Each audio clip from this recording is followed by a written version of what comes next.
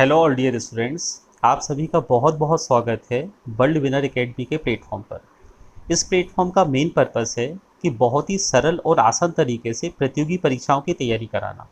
Specially Vyapam और SSC के जो सब्जेक्ट होते हैं उन सब्जेक्ट को हमारे अनुभवी और योग्य शिक्षकों द्वारा आप तक पहुंचाना। जैसे आपने देखा होगा कि हमारे जो राजीव सर हैं वो लगातार जीएस की लाइव क्लास ले रहे हैं और बाकी जो टीचर हैं वो भी अपने सब्जेक्ट की क्लास ले रहे हैं। तो इसी क्रम को आगे बढ़ाते हुए हमने सोचा है कि मैथ्स की जो पूरी एक सीरीज है, सभी टॉपिक की जो एक सीरीज है वो आप तक हम बहुत ही अच्छे तरीके से पहुंचाएं। चलिए, तो इससे पहले मैं चाहता हूं कि मैं आपसे थोड़ा सा इंट्रोड्यूस हो जाऊं। तो शुरू करते हैं। मेरा नाम श्रीकांत नेमा है और लगभग 15 वर्षों से मैं प्रतियोगी परीक्षाओं का गणित पढ़ा रहा हूं। अब मैं आपसे बात करने का मेरा मकसद ये है, वीडियो बनाने का पर्पस ये है कि मैं ये आपको थोड़ा बता दूं कि हम मैथ्स में क्या पढ़ेंगे और क्यों पढ़ेंगे और कैसे पढ़ेंगे।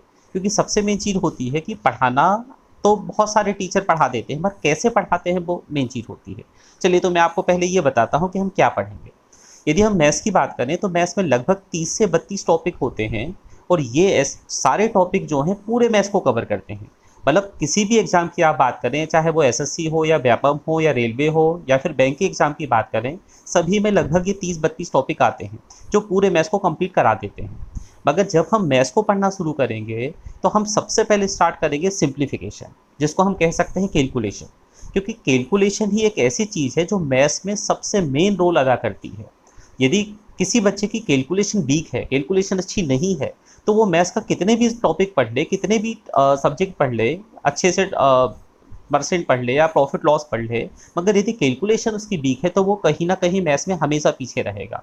तो मेरा मेन फोकस होगा कि शुरुआत से ही मैं कैलकुलेशन पे आपको अच्छा मजबूत बनाऊं।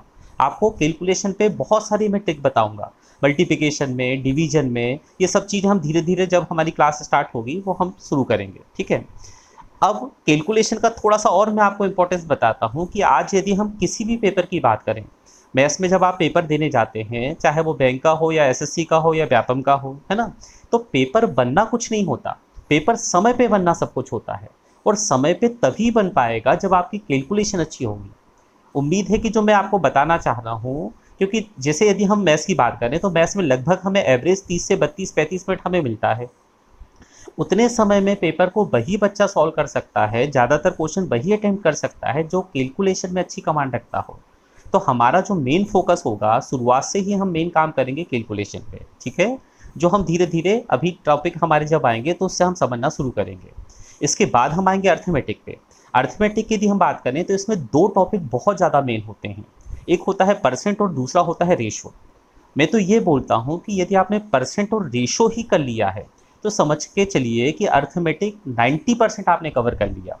क्योंकि परसेंट यदि आपका अच्छे से क्लियर है तो प्रॉफिट लॉस, सिंपल इंटरेस्ट और कंपाउंड इंटरेस्ट इसी पे डिपेंड करेंगे। आपका यदि रेशो क्लियर है तो रेशो के बाद आएगा एज, जिसको आयु बोलते हैं, है ना।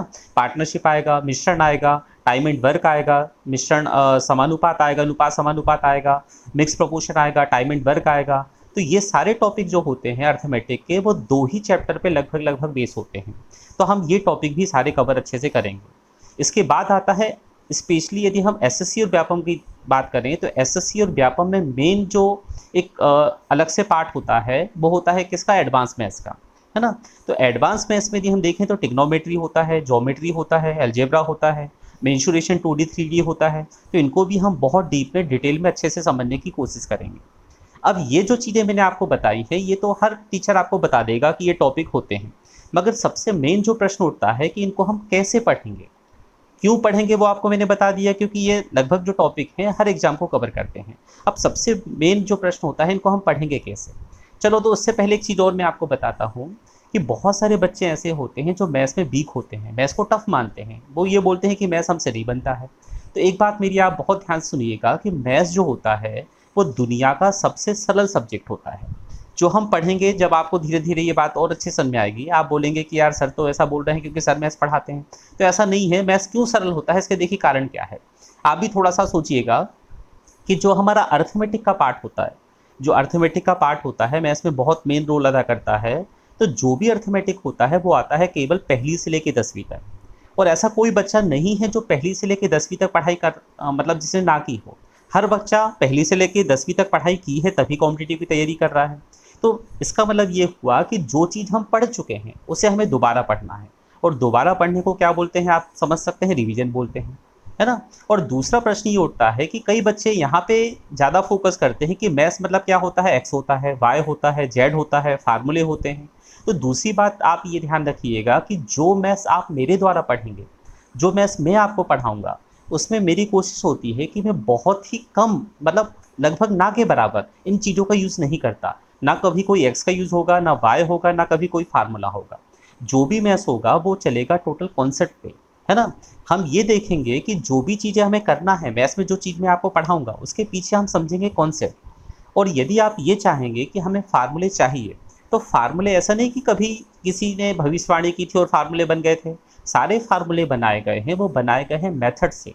तो आज से हमारा जो मेन पर्पस होगा वो होगा मेथड को समझना, है ना। एक चीज़ हमेशा ध्यान रखिएगा कि मैथ्स में रीजन तक जानना बहुत ज़रूरी होता है। कई बच्चे ऐसा बोलते हैं कि क्वेश्चन ये नहीं बनता है, जैसे आपका परसेंट किसी बच्चे ने अच्छे से कर लिया मगर वो फिर भी बोलता है ये क्वेश्चन टफ हो गया। तो ऐसा तब होता है जब हमारा बेसिक अच्छे से क्लियर नहीं होता। तो हमारा जो पढ़ाने का मेन पर्पस होगा इस प्लेटफॉर्म पर, हम बिल्कुल बेसिक से चलेंगे, क्योंकि बच्चे ने यदि बेसिक अच्छा कर लिया है तो उसको क्वेश्चन कितना भी टफ दे दिया जाए, उस चैप्टर का यदि क्वेश्चन आया है तो उससे बनेगा, बशर्ते उसका बेसिक कॉन्सेप्ट क्लियर हो।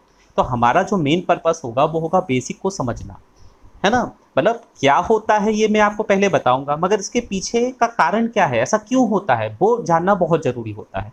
और जिस बच्चे ने वो जान लिया, मैथ्स का क्वेश्चन कितना भी टफ क्यों ना जाए, यदि चैप्टर आपने पढ़ा है, बेसिक आपका क्लियर है, तो वो आपसे बनेगा। क्लियर हो रहा है।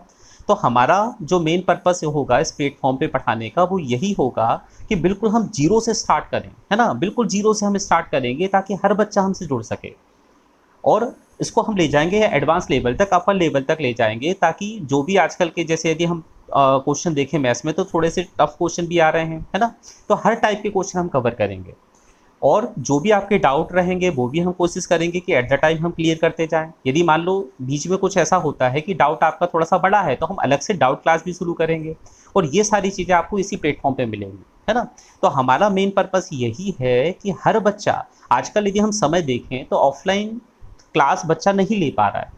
जैसे आप देख रहे हैं कि हम सब लोग घर में हैं, तो हम भी यही चाहते हैं कि हम घर के माध्यम से, ऑनलाइन के माध्यम से आपको एक बेहतर और अच्छी एजुकेशन प्रोवाइड कराएं, ताकि हर बच्चा जो कहीं ना कहीं ये सोच रहा है कि यार हमें प्रतियोगी परीक्षाओं की तैयारी करना है, क्योंकि सरकारी नौकरी की कीमत आप जान चुके हैं।